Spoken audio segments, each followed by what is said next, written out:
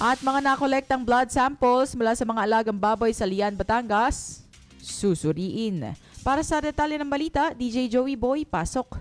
GV Balita Express. DJ Frankie, mga ka-vibes, umabot sa 49 na blood samples mula sa mga alagang baboy sa Lian, Batangas ang nakolekta at kasalukuyang isinasailalim sa pagsusuri.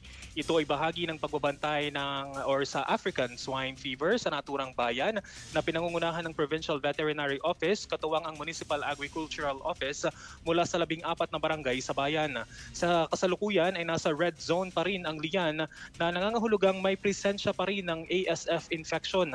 Kaya't hangad ng bayan na makapasok sa pink zone kung saan wala ng aktibong kaso ngunit nananatiling mahigpit ang pagbabantay. Samantala, patuloy ang paalala ng LGU sa mga residente na iwasan ang pagbili at pagpasok ng mga baboy mula sa hindi tiyak o hindi rehistradong pinanggalingan upang maiwasan ang pagbalik ng ASF sa bayan.